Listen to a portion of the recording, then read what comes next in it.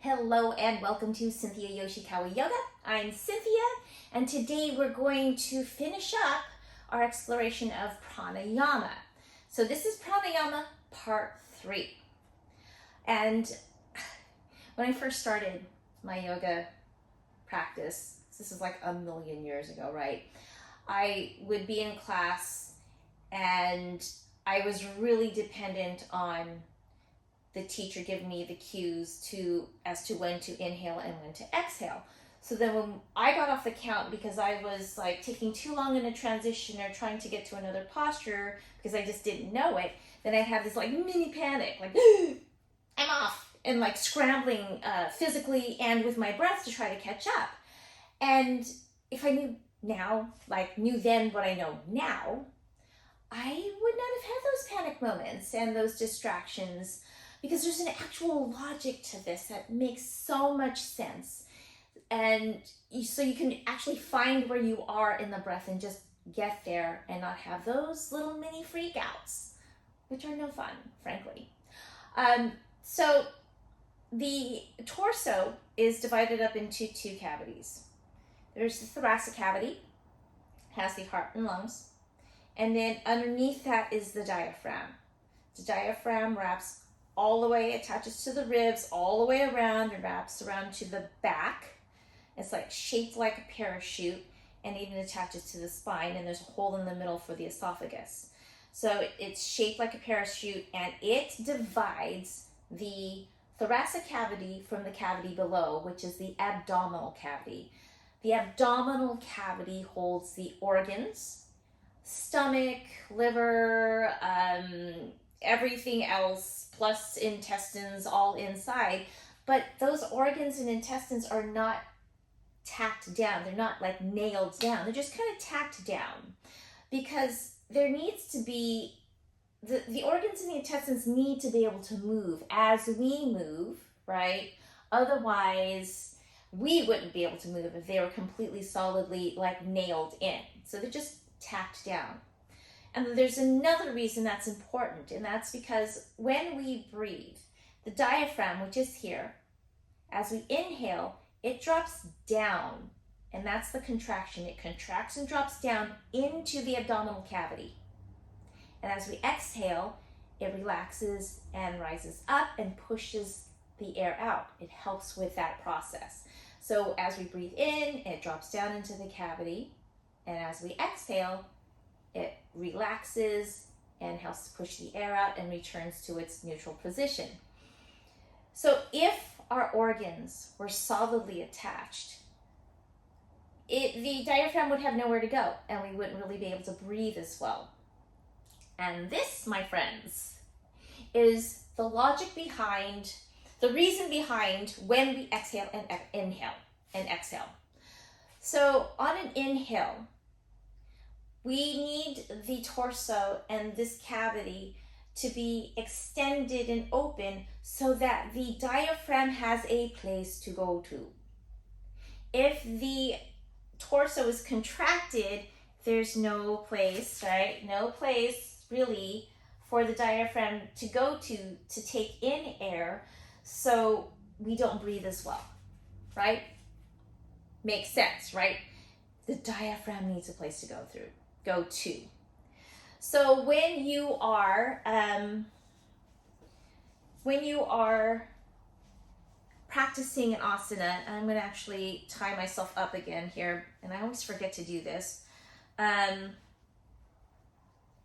You want to inhale when the chest cavity is open, and then you want to exhale when you're contracting, right? So let's try this together.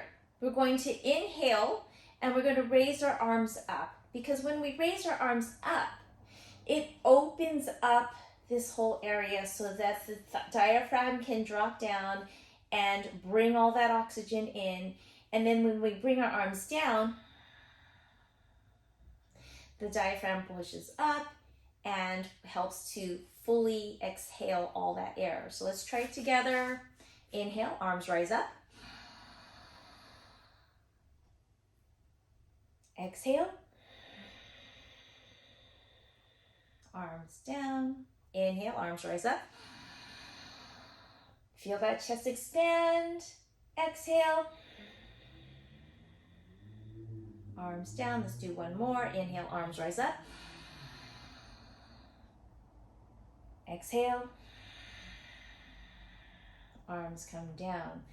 That expansion in the chest, that lengthening of that cavity, of both cavities actually, allows the diaphragm to drop into the abdominal cavity so you can take a nice deep breath. Now when your arms are rising up and down, it kind of, you can feel the expansion of the chest here, which makes sense. And there, logically, you would be bringing your arms down to exhale. Now it's even more important in a forward fold, because if I forward fold, arms rise up, right? And I forward fold. As I forward fold, this area of my torso is contracting. And this is where I would be exhaling. And as I come up, I'm going to exhale, because when I come up, there's expansion in my torso to make room for the breath and the room for the diaphragm, right? So there are multiple times in a practice that it'll be very obvious when you need to inhale because that chest is expanding, and when you need to exhale because the torso area is contracting. So that is like the super easy way to think of it. So if you ever get lost, you're practicing in a sequence, an asana sequence, and you're a little bit off the count, just think about where you are. Is my chest expanding? If my chest is expanding and open, then I'm probably taking a breath. Is my chest contracting? Is my torso contracting? Then I'm probably exhaling, right? Same thing in a seated forward fold, or anytime you contract, you're exhaling. Anytime you're expanding, you're inhaling. So I hope this helped, and clearly this is going to take some practice, and we're going to go over this when we get to the yoga, to the posture explorations. We'll go over when to inhale and when to exhale. And as you continue to practice, you're going to feel the logic, and you're going to see it. You're going to really experience it, when you should be inhaling, when you should be exhaling, and when the chest is expanded and when it's not. And yoga, these are not like concrete answers to every question you ever had. These are beginning steps so that you can, as you practice, because yoga is experiential, you have to do it, right, in order to get the benefit from it. And as you practice, you'll feel for that when the inhales happen and when the exhales happen. And you'll gain more experience, and you'll have more confidence as to when you should be breathing and when you should be inhaling and when you should be exhaling. But this is a good start for you, just to wrap your head around the idea of it. And that's my primary purpose in these practice preparation videos, is to give you this information so that when you get to these places, it's not so foreign to you that it becomes a distraction. It's just something like, oh, I understand that. Oh, I know that. And it's helped my yoga students so much.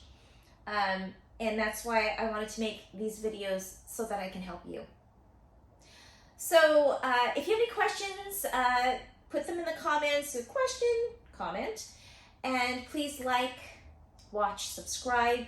It helps YouTube recognize that people want to see these videos. Then the videos can be higher up in the search, and I can help more people, which is ultimately the goal and why I chose this platform to put my videos on. So help the algorithm gods by liking, watching, and subscribing. And I look forward to seeing you in the next video. Take care. Bye.